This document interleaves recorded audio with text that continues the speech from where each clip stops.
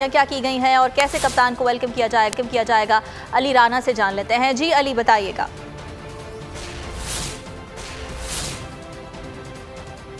वाला का पाकिस्तान तहरीक इंसाफ का जो लॉन्ग मार्च है वो इस वक्त शादरा में पहुंच चुका है। शादरा के बाद अब वो मेन जीटी रोड फिरोज़वाला में दाखिल होगा और फिरोज़वाला से होता हुआ वो मरीद के और सादों की कामों की से होता हुआ वो गुजरांवाला पहुंचेगा।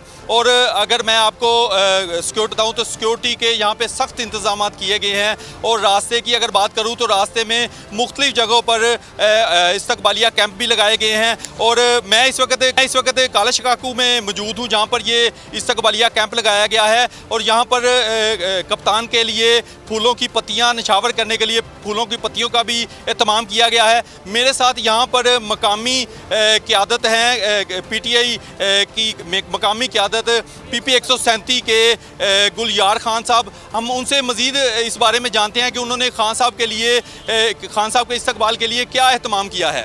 जी, सबसे पहले तो मैं बोल न्यूज़ का शुक्रगुजार हूँ।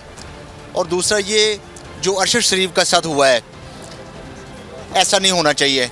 ये हमारे मुल्क के लिए बहुत गलत बात है। ये अरशद शरीफ के साथ जो हुआ है वो एक अच्छे एंकर थे और हम सबको बड़ा दुख हुआ। मैं एक सुन रहा था, अगले दिन न्यूज़ में सुन रहा था, एक साफ़ी थे उधर के ही अपना ना कीनिया के। खान साहब, जो लॉन्ग मार्च है ये शादरा से तो निकल चुका है। ये ठीक है, अली राना हमें आगाह कर रहे थे कप्तान का अब से कुछ देर के बाद जीटी रोड फिरोज़वाला पहुंचेगा और वहां पर उनके इस्तकबाल की तैयारियां की जा रही हैं। खिलाड़ी वहां पर मौजूद हैं, पुरजोश दिखाई दे रहे हैं। अली, आपसे मजीद भी जानेंगे। फिलवक्त बहुत शुक्रिया आपका।